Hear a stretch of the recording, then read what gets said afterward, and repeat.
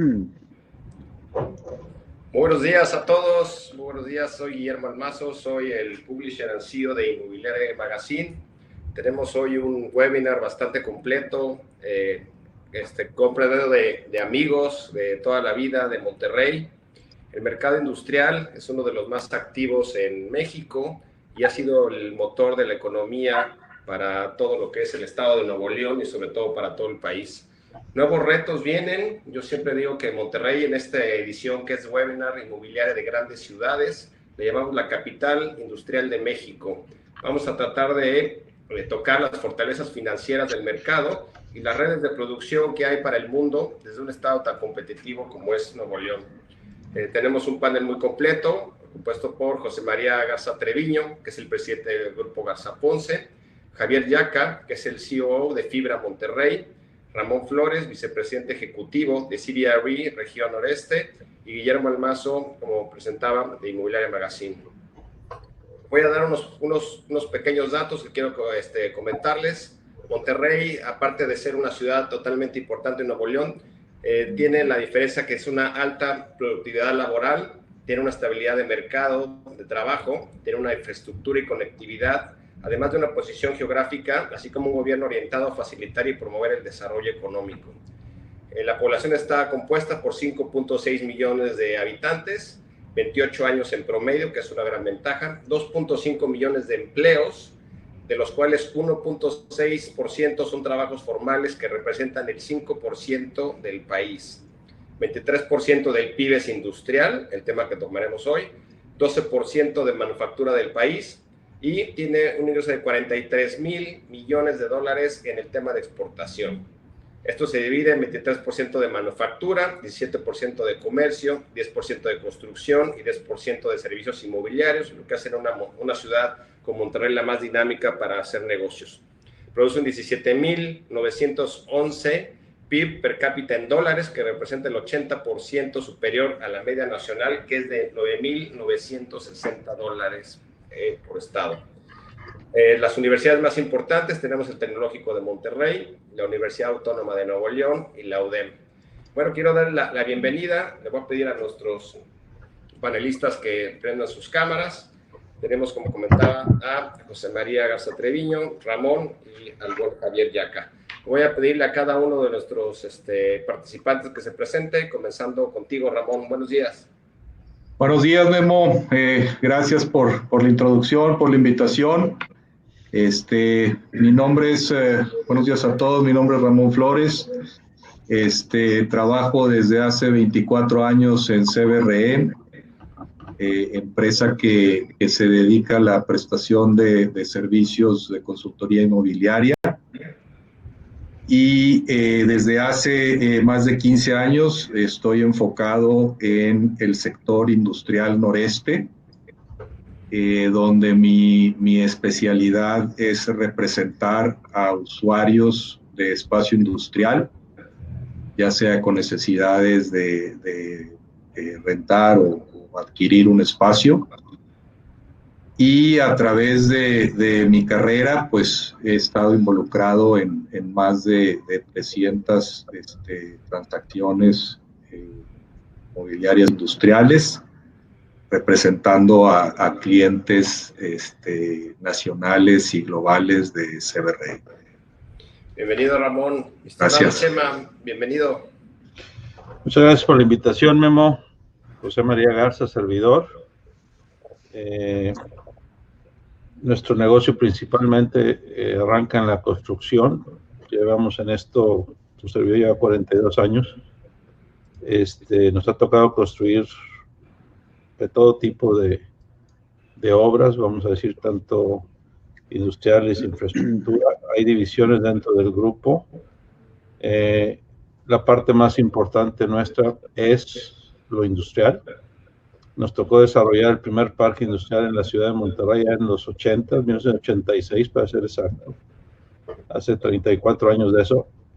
Y bueno, pues tenemos presencia ahorita importante en el noreste y en el Bajío con desarrollos industriales. Y como construcción, pues hemos estado todo México, ¿no? Desde Cancún hasta Tijuana. Entonces, muchas gracias por la invitación. Y aquí estamos para lo que se ofrezca. Muchas gracias, Michelle. Ahora regresamos contigo. Javier, bienvenido. Gracias, Memo. Buenos días a todos. Me da mucho gusto, gracias por la invitación, me da mucho gusto compartir este espacio con tres amigos que aprecio y respeto muchísimo.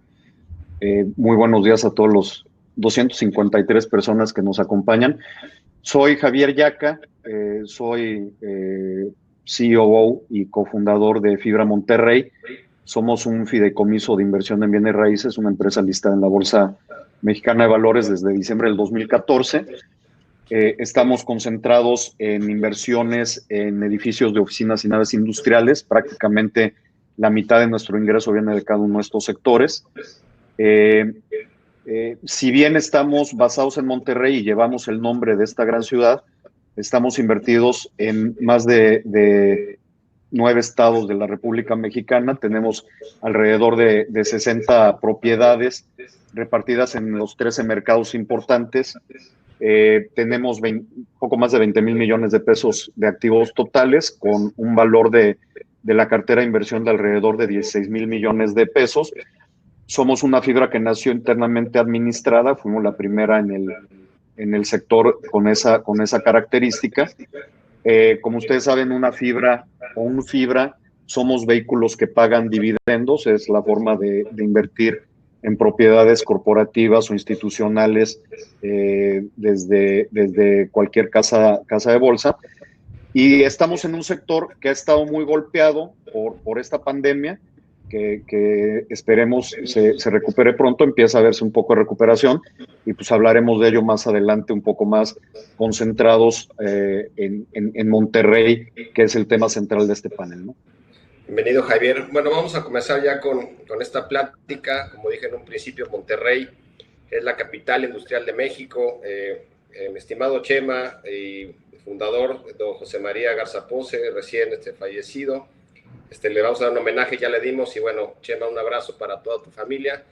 Y bueno, comenzaremos contigo, Ramón. Me gustaría saber primero que nos des información de mercado. Monterrey CBRE es una empresa industrial de servicios corporativos con clientes. Representan a muchas empresas ustedes en el tema industrial con una expertise global y ejecución local. Y me gustaría que nos compartieras algo de cifras para empezar a comenzar con este tema industrial. Por ejemplo, ¿nos puedes decir el panorama del mercado industrial y cuáles son las industrias que van a requerir mucho más espacios en estos tiempos?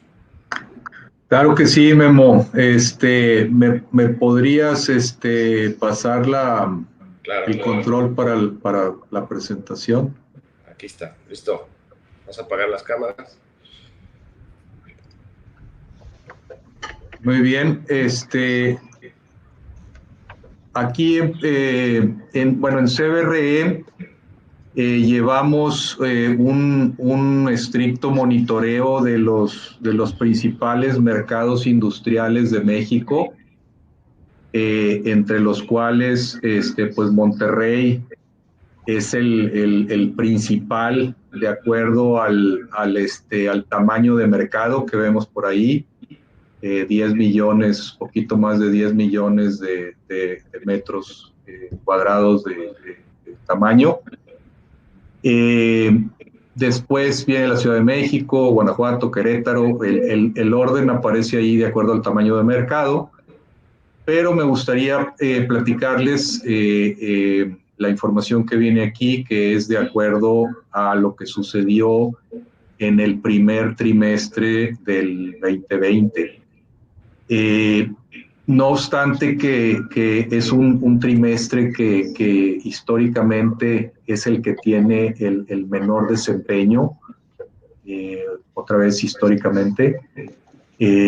Monterrey en el primer trimestre del 2020 tuvo un desempeño muy fuerte, con 168,000 metros cuadrados de espacios comercializados o de absorción, lo cual pues no es una cifra menor, es un dato muy fuerte, muy importante.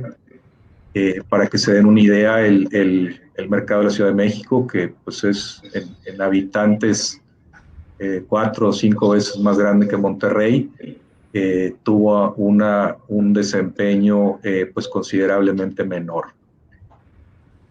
Otro dato muy importante en esta tabla es la actividad en construcción, que está en la última columna, donde vemos el espacio que está actualmente en construcción, llámese espacio especulativo o proyecto hecho a la medida. Y pues esto refleja la fortaleza de Monterrey, aunada a la confianza que tienen ciertos inversionistas en seguir construyendo, y la fortaleza del mercado impulsada por la demanda de espacio de diferentes compañías que buscan establecer operaciones en nuestra ciudad. Aquí también es destacable platicarles el mercado que yo trabajo, que es el noreste, y si ven por ahí las ciudades de Saltillo y Reynosa, que conforman los mercados importantes de Tamaulipas y Coahuila. Si sumamos los tres tamaños de mercado, Monterrey, Saltillo y Reynosa, pues nos dan aproximadamente el 30% del total, de lo cual en una área pues pequeña o una área pequeña comparada con el resto del país, pues se nota la importancia del mercado, con un 30% de participación en lo que sucede en el ámbito industrial. Seguimos, Memo, por favor. Aquí en esta gráfica podemos ver cómo se compone la actividad por medio de la demanda de sectores específicos. Esta gráfica es de todo México, pero lo más destacable que me parece aquí es que pueden ver el comportamiento histórico de los sectores. Entonces, si vemos cómo se comportó el primer trimestre del 2019, por ejemplo, con una actividad en el sector manufacturero del 23%, vemos cómo para el mismo periodo en el 2020, el primer cuarto, hay un crecimiento notable en este sector, aproximadamente del doble. También en el sector logístico, en el 19 del 21% contra un 30% en el 2020, y ya vemos la contracción en el sector automotriz de un 32% de la actividad a solo un 9%, otra vez a nivel nacional.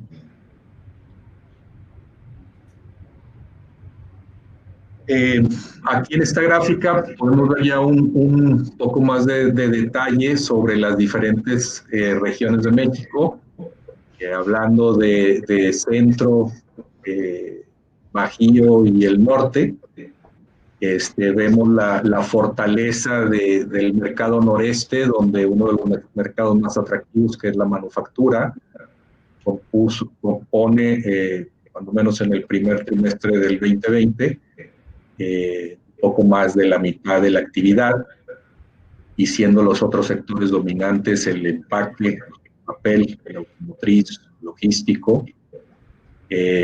Comparativamente vemos que el Bajío pues es primordialmente automotriz, que es un sector que va a la baja, y comparado con lo que pasa en el centro del país, concretamente en la Ciudad de México, donde el principal motor es la actividad logística de productos de consumo.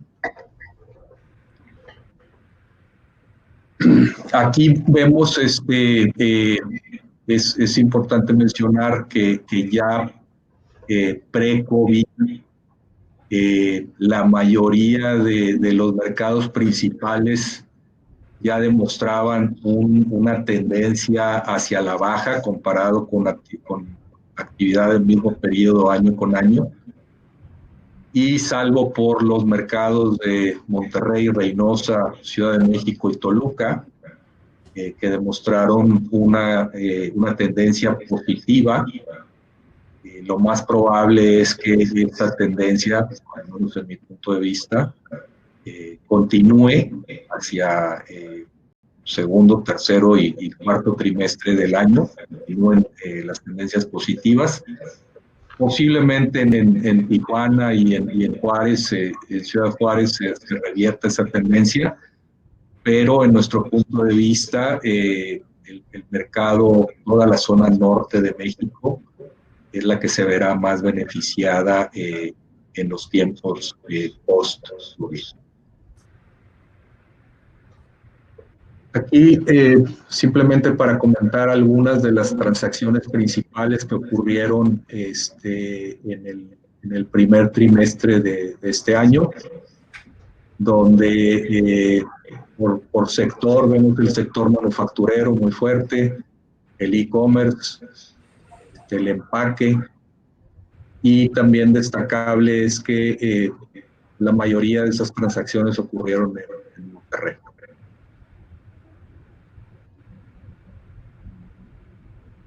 Hablando un poco ya del mercado, el mercado industrial de Monterrey se compone de diferentes submercados, siendo el de Apodaca, Guadalupe, Santa Catarina, Ciénega de Flores, los que demuestran más actividad, siendo el de Apodaca el principal, motivado más que nada por la presencia de parques industriales, servicios, el aeropuerto, infraestructura. Es el mercado donde aproximadamente se absorbe la mitad de las transacciones que ocurren en Monterrey. Para platicarles un poquito más color, en esta gráfica vemos el tamaño del mercado, 112 millones de pies, y aproximadamente la mitad está en Apodaca, y luego los mercados de Guadalupe, Santa Catarina, Ciénega de Flores, son los que le siguen en importancia. Y pues para no extendernos mucho, como último punto les quisiera platicar lo que vemos como tendencias, lo más destacable que está sucediendo en el mercado. Actualmente hay una demanda de espacio por aproximadamente 8 a 10, cuando menos que nosotros sabemos, empresas chinas que están demandando espacio en la ciudad, en Monterrey. Esto derivado en parte por un reposicionamiento de la cadena de suministro de componentes. Creemos que va a ser una tendencia que va a seguir en aumento, sobre todo también para cumplir con las nuevas reglas de origen del tratado del USMCA.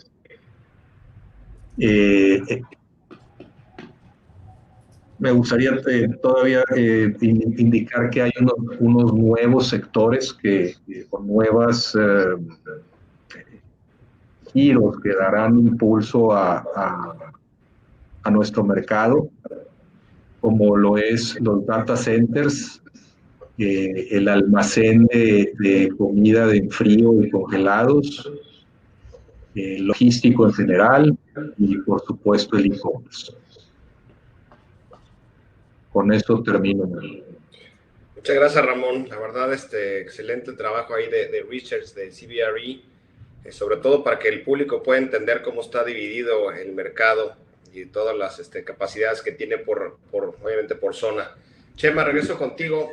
Puedes poner tu cámara. Chema es desarrollador, Grupo Garza Ponce, de los principales inversionistas y desarrolladores, tanto de infraestructura industrial como de infraestructura urbana ¿Cuál es tu punto de vista, Chema, sobre las bases que tiene Monterrey en el mercado industrial y la situación que pasa ahora? Gracias, Memo. Mira, Monterrey en alguna época, pues, y todavía se le decía la capital industrial de México, ¿no? Un dato fuerte es que el 29% del gas natural que se consume en México lo consume en Nuevo León. No es poca cosa, es la tercera parte. Y se tiene una infraestructura tanto industrial como social importante, y no es una cosa que ha venido en últimas fechas, sino que es una cosa que es una tradición. Tenemos un nivel de educación de los más altos de México, nivel de sueldos y salarios también, el PIB, en fin. Hablar de Monterrey, pues hablar de una ciudad que dentro del noreste de México creo que es la más importante, en el corredor 35, cerca de los mercados, en fin. Un tema que me llama a mí la atención es, y se habló mucho del bono demográfico de México. El bono demográfico pues, tocó su pico el año pasado, pero el bono demográfico no nada más es cantidad de personas en edad laboral. La pregunta es, ¿ese bono demográfico se perderá o no en los siguientes 10 años? Porque para tener un bono de veras necesitamos tener gente preparada, número uno, y con nivel de educación y enfocada al trabajo. Yo creo que Monterrey en ese aspecto, el bono demográfico sí existe en Monterrey. Hay ciudades de México que pudiera decir que no lo tienen. Con relación a lo que decía ahorita Ramón, sí hemos visto un movimiento fuerte en los últimos meses, en este año.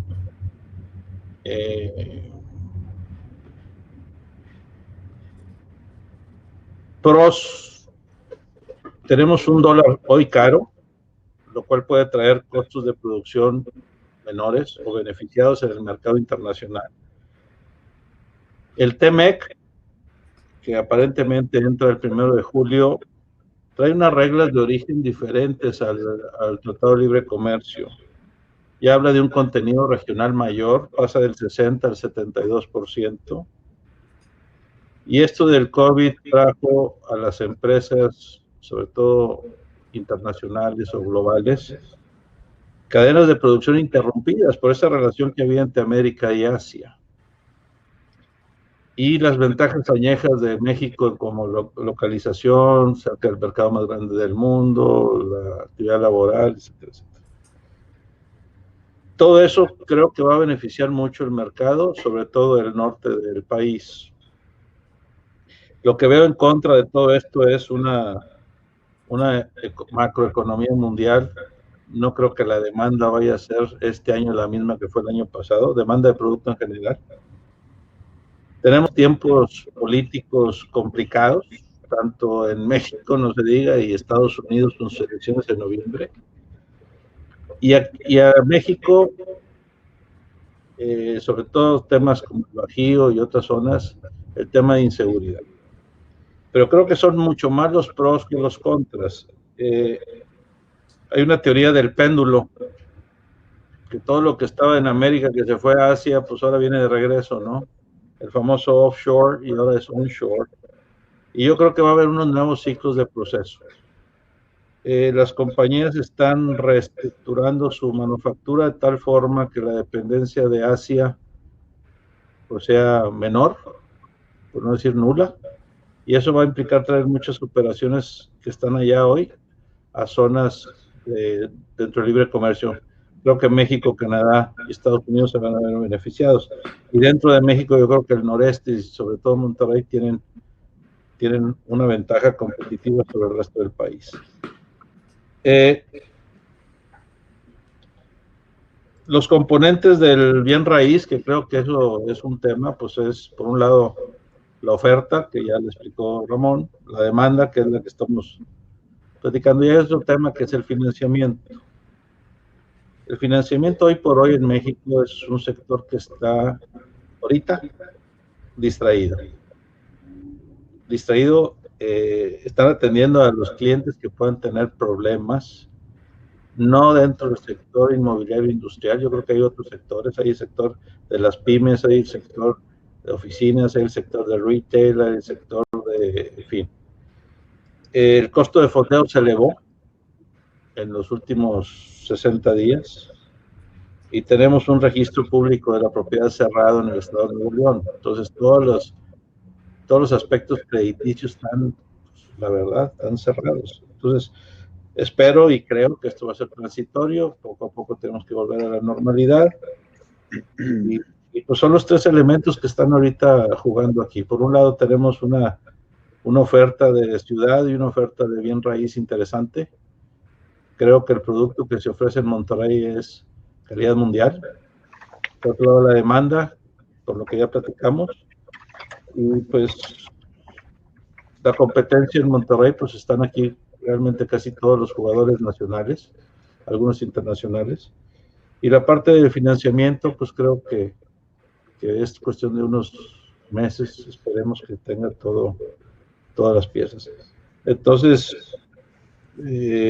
con esto termino. Una palabra de John Lee dijo que no todo el bien raíz es creado igual. O sea, no todos los bienes raíces es lo mismo. No es lo mismo el bien raíz en un mercado como el noreste, Monterrey, como sucede, a un mercado del sur, por decirte algo. Y en términos así personales, y esa Javier la recuerda mucho, que no toda la vaca es filete, ¿no? Entonces, vemos un mercado fuerte.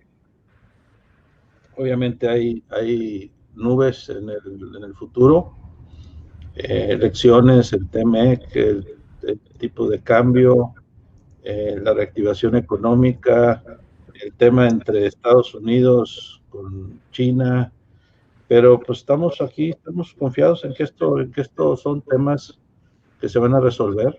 No es la primera ni la última crisis que nos va a tocar, pero sí hemos notado para nuestra empresa un aumento de las requisiciones o los de RFPs en los últimos meses en este mercado en particular.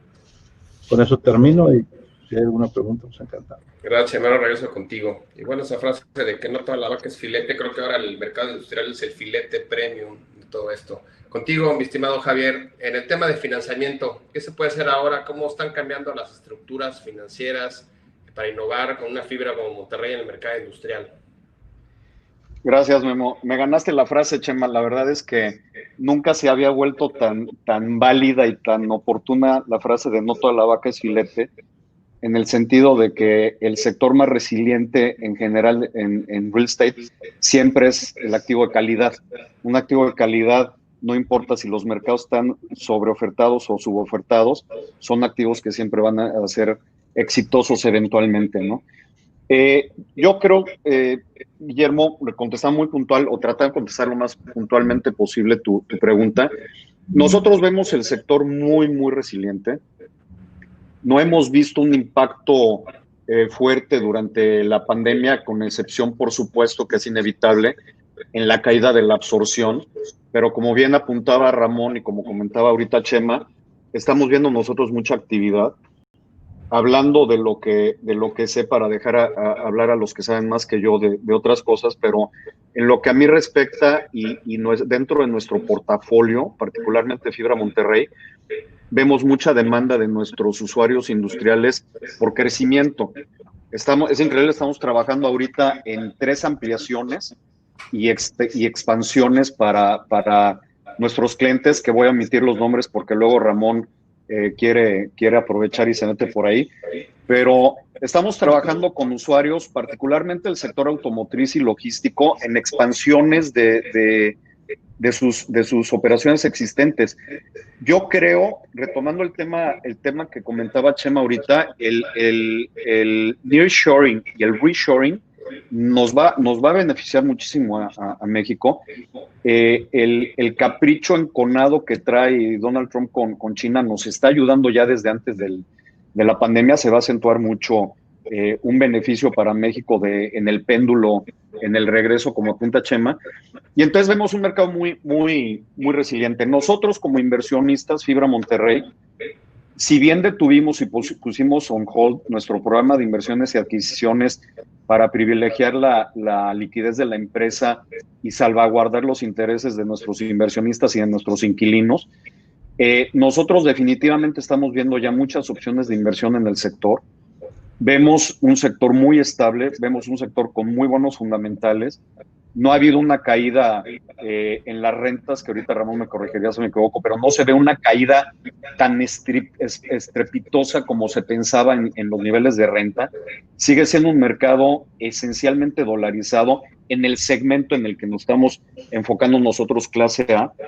Y sí vemos una actividad donde el usuario cada vez más requiere del capital del propietario y del desarrollador institucional para cosas como acondicionamiento interiores de inversiones adicionales, los famosos TIs. Las empresas quieren conservar el activo como capital de trabajo y quieren que seamos los propietarios, los que seamos dueños de los ladrillos y de lo que está pegado a los ladrillos. Entonces, Amazon quiere dedicarse al e-commerce y no quiere dedicarse a hacer la inversión, incluso hasta en racks. Muchas veces es el desarrollador y el propietario el que invierte en racks, y es un win-win porque eso le da mucho más estancia y más apego a la propiedad al usuario, y a nosotros nos da una mejor proyección y predictibilidad en el flujo efectivo. ¿Cómo se puede innovar? Preguntabas.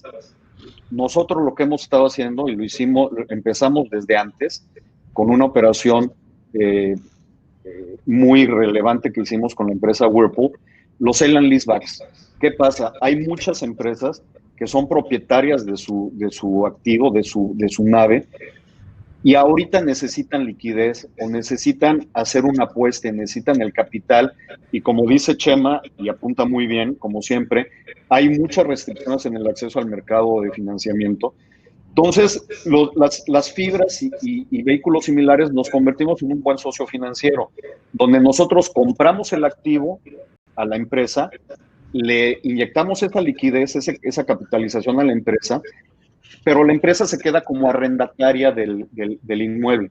Entonces es una situación donde nosotros nos hacemos de activos de calidad, con un buen inquilino, con un buen plazo en el contrato de arrendamiento, y la empresa se hace con capital de trabajo, y además comprometemos nosotros nuestro capital en el momento que ellos lo requieran para hacer una ampliación, para hacer una remodelación, para hacer una mejora en la propiedad. Entonces, existen muchas maneras que no es necesariamente innovar, porque no estamos inventando el hilo negro, pero sí son mecanismos y estructuras que hoy por hoy pueden resultar extraordinariamente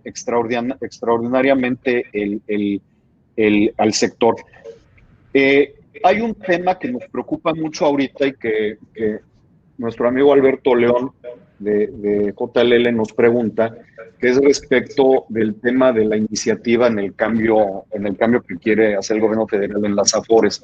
Es un tema que nos preocupa mucho porque las AFORES son el inversionista institucional idóneo para invertir en el sector inmobiliario, particularmente a través de fibras y de SECADES. Esperemos que no se dé un golpe de timón, un cambio de 180 grados en la estructura del sistema de pensiones de México, porque es un segmento y es una parte de la economía súper líquida, tiene una liquidez impresionante, y pues evidentemente la mejor rentabilidad desde el punto de vista de seguridad y de certeza en la inversión, pues siempre va a seguir siendo el tema inmobiliario. No me quiero extender mucho, quiero dejar tiempo suficiente para las preguntas, pero espero que eso haya cubierto en general tu pregunta, Guillermo. No, gracias, Javier. Qué propio me hablas. Bueno, Ramón, regreso contigo.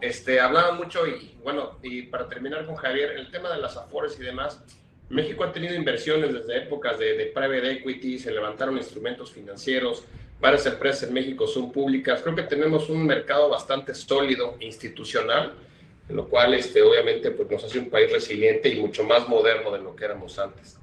Ramón, en ese mapa que nos diste por región, creo que Monterrey es un mix de todo, ¿no? Tiene varias empresas de manufactura, tiene un crecimiento importante en temas de logística, pero también tiene un crecimiento bastante ahora en centros de distribución locales. ¿Cómo se puede, obviamente, aprovechar toda ese mix que hay de empresas para un mercado doméstico como lo que hay en Monterrey? Bueno, sí, o sea, el mercado de Monterrey está muy dominado por la manufactura, pero obviamente al crecer la base de consumo, los hábitos de compra están cambiando, la manera de distribuir los productos también. Entonces vemos que puede haber un incremento en la demanda para espacios netamente logísticos. Y bueno, la forma en que empresas como Chema y otros construyen las naves esencialmente para un giro de distribución, y con inversión se puede configurar el espacio para manufactura, así que es natural que nuestro mercado vaya a crecer de una manera importante, los sectores logísticos, almacenamiento, distribución, e-commerce, etc. No sé si eso responde tu pregunta. Sí, ahora regreso contigo también. Chema, tú aparte de ser desarrollador tienes toda la parte de construcción. Yo platicaba contigo y siempre, todos sabemos que hay dos diferentes Méxicos, ¿no? Siempre es el México que más necesita desarrollo, como es el sureste, donde están las obras más principales de este gobierno en temas de infraestructura, pero el tema industrial se concentra y siempre ha sido en el norte. ¿Qué nos puedes decir de esto? Bueno, ¿qué te puedo decir? Pues con el mercado nunca te pelees porque te va a ganar. O sea, yo creo que el mercado al que atiende este sector industrial busca las ventajas que tiene el norte. O sea, las ventajas, entre otras, cercanía con el mercado de Estados Unidos, una filosofía empresarial importante, una estabilidad social. Dentro de todo, pues ha habido picos de inseguridad, pero esos picos son picos. La zona de Monterrey ahorita está muy controlado todo esto. Yo creo que al final de cuentas es un todo, ¿no? Si tú quieres poner una planta automotriz en el sureste, pues vas a empezar con los problemas de los sindicatos, los problemas de los técnicos, los profesionistas, los administradores. Entonces, yo creo que ahora, si tú quieres poner una empacadora de granos o de zacate, pues no va a ser acá, no hay agua. Entonces, yo creo que cada parte, y México tiene esa diversidad, cada sector tiene que tener su ¿cómo te diré? Su mística o su mercado. El sureste ha sido beneficiado con recursos naturales, con lluvias, aguas, cosa que el norte no lo tiene. Entonces, querer hacer del sur lo que es el norte, o del norte lo que es el sur, está imposible. Entonces, y el mismo mercado lo ha hecho, ¿eh? O sea, el mercado, al final de cuentas, es un mercado ya muy maduro. Ahí me van a corregir los analistas, pero es un mercado ya muy maduro. En los 80 las compañías venían solas, ahora ya vienen con mucha información.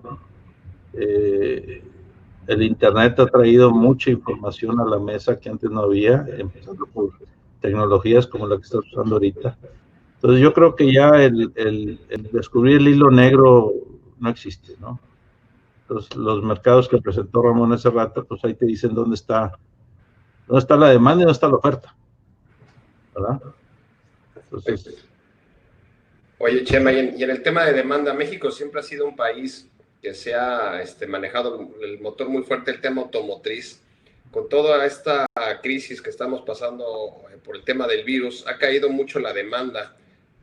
Si ligamos el tema de turismo, pues nada más por decir un ejemplo, la cantidad de coches que no se están rentando ahora está llevando a la quiebra muchas empresas que se dedicaban a este rubro. ¿Cómo están los mercados? ¿Cómo crees que se pueda estabilizar esto? Porque la automotriz es algo muy fuerte. En Monterrey está una planta importante de Kia. ¿Cuál es tu opinión de esto? ¿Tú crees que siga? Mira, en las plantas automotrices hay de todo tipo, ¿no? Muchas están hechas para el mercado local y muchas están hechas para la exportación. BMW, Audi, todos los high-ends realmente surgen en el mundo.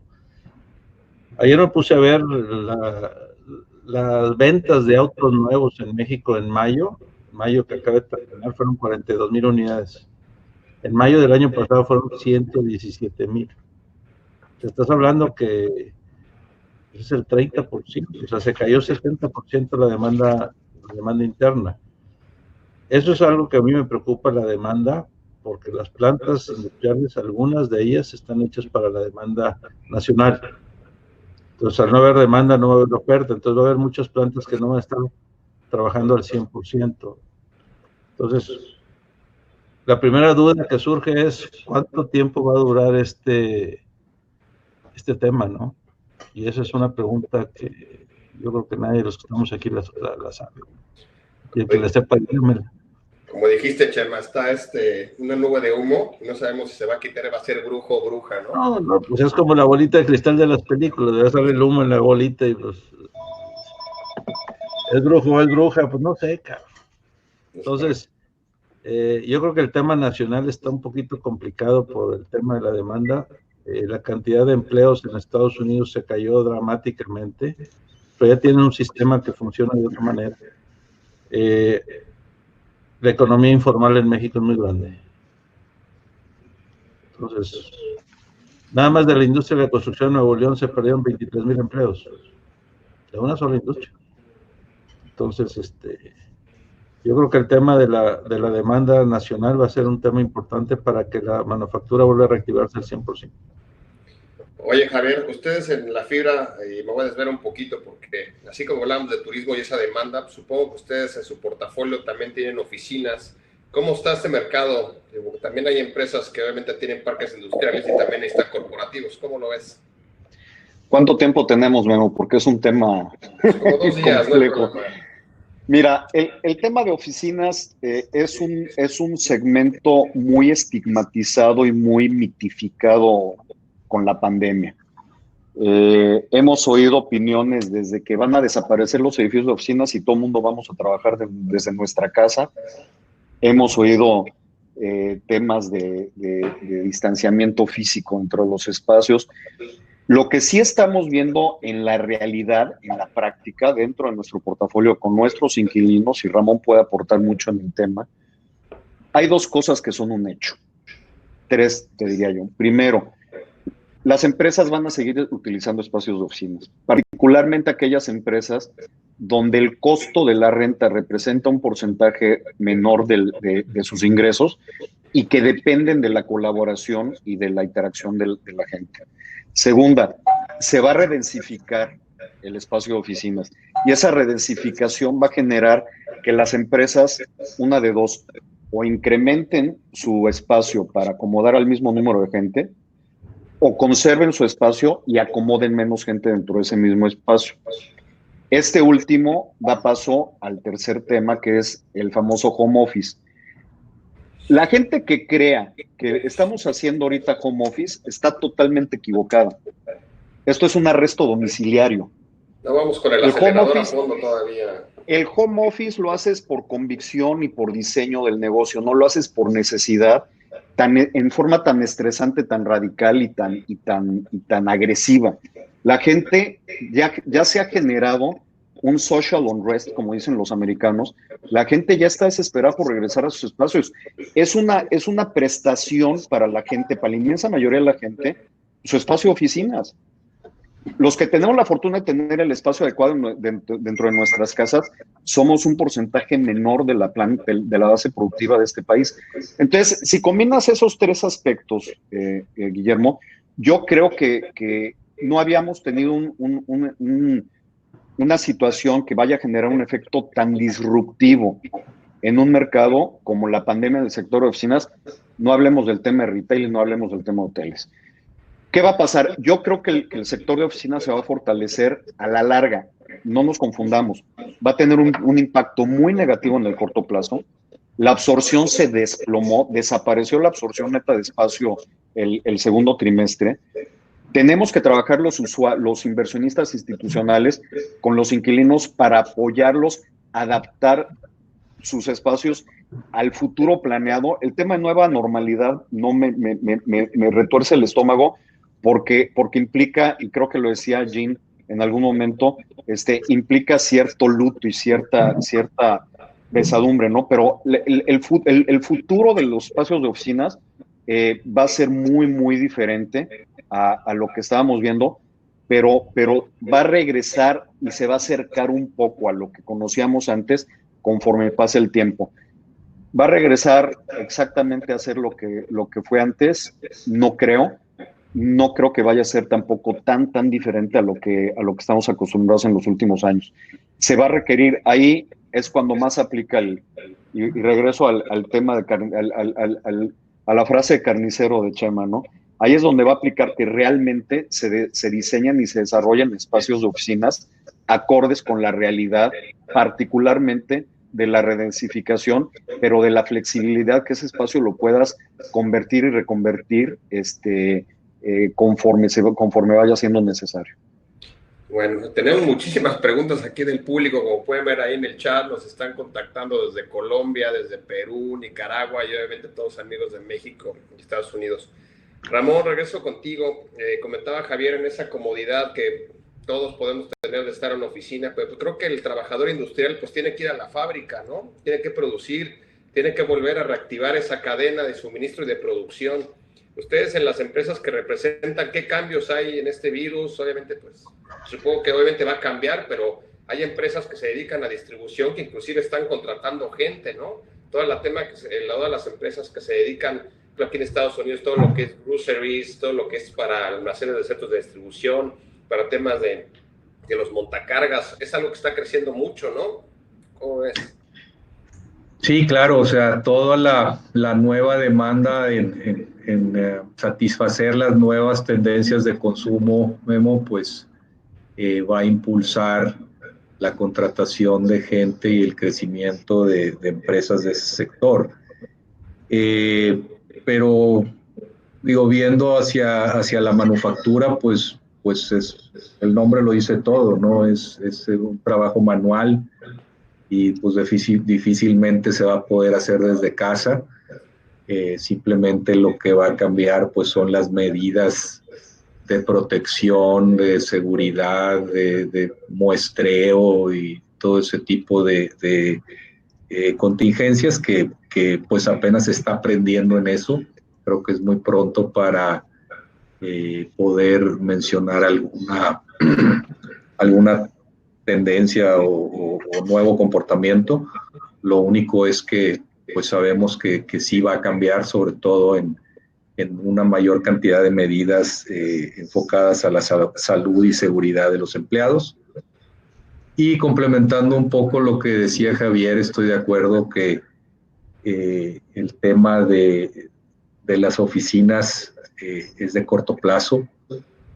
Creo que se va a tener que reinventar el concepto y pues apenas veremos cómo se mitiga, cómo se comportan los nuevos espacios, los nuevos planes de las empresas para satisfacer su producción, sobre todo los que nos dedicamos a servicios o ventas.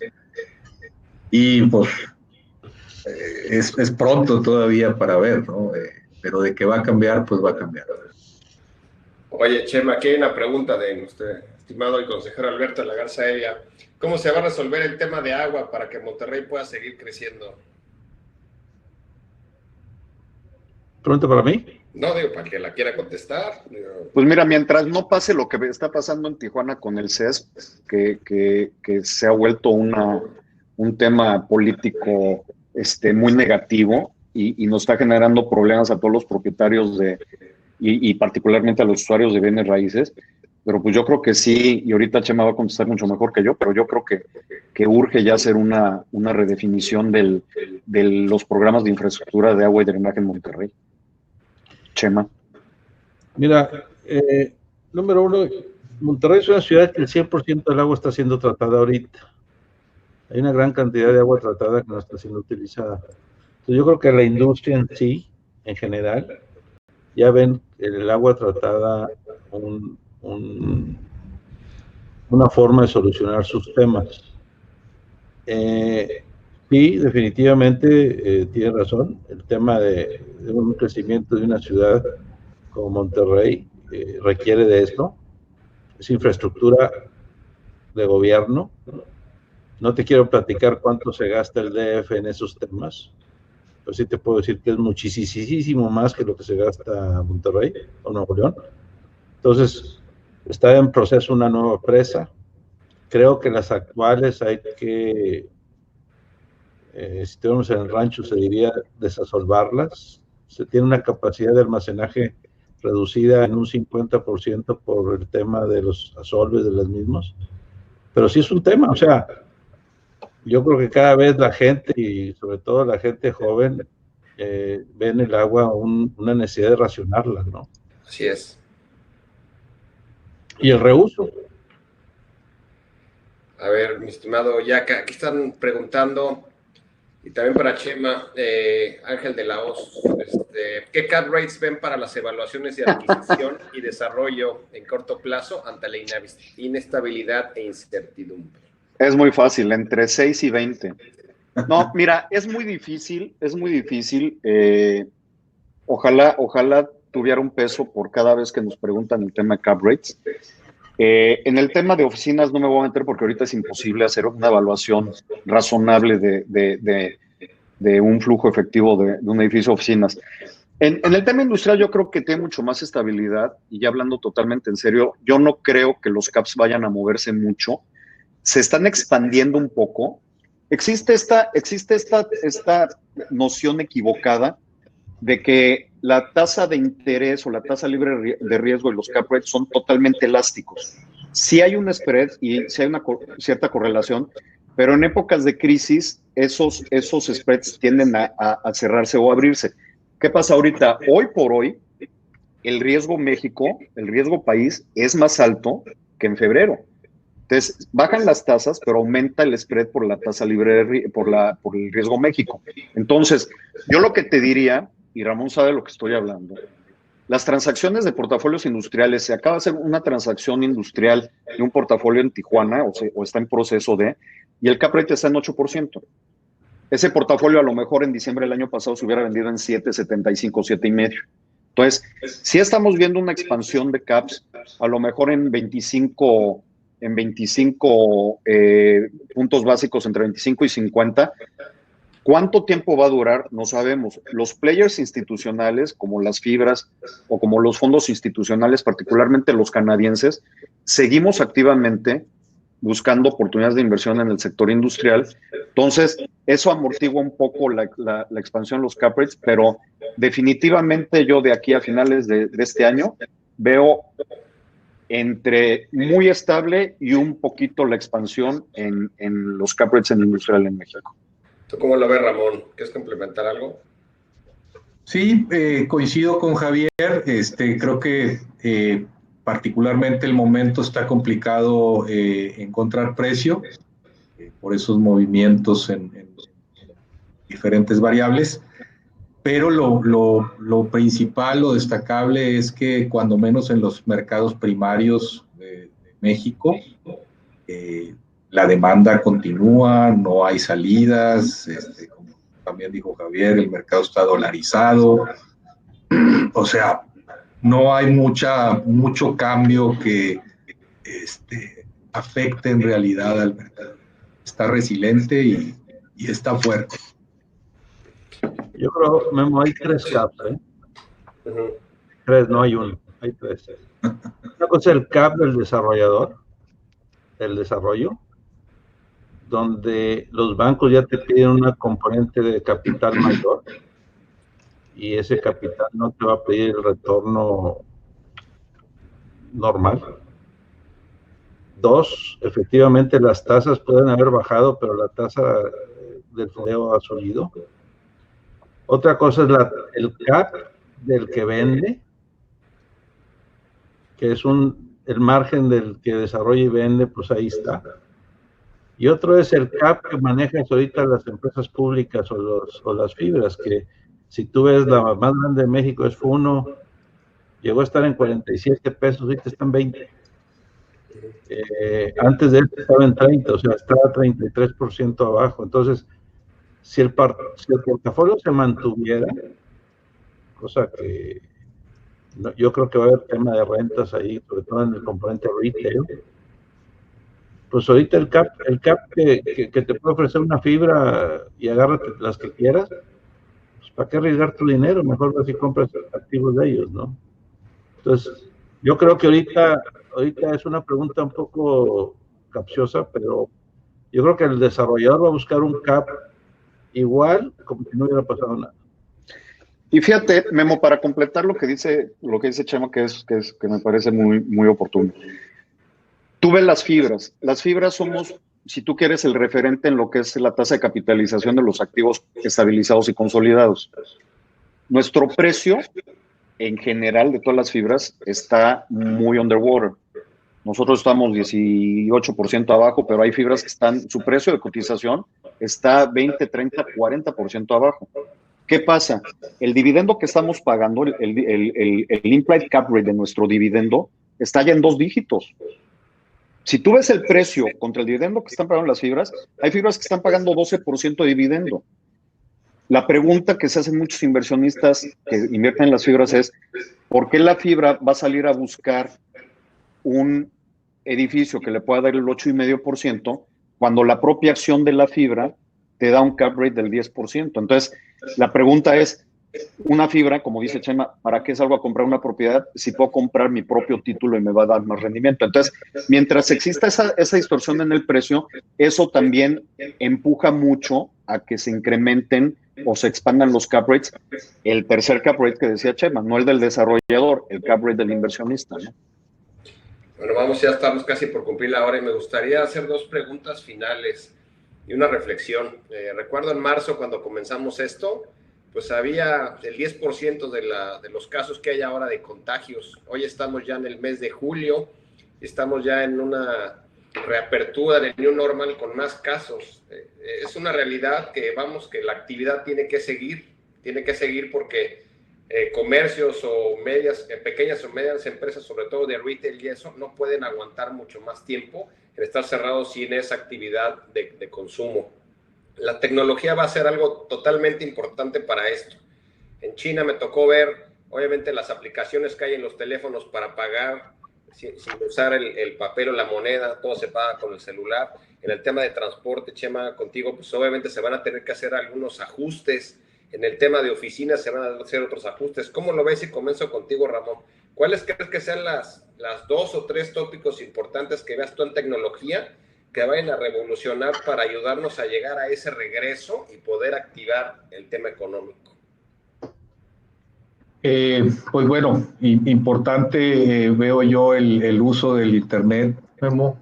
Nos va está cambiando los hábitos de consumo y de compra de muchos de nosotros.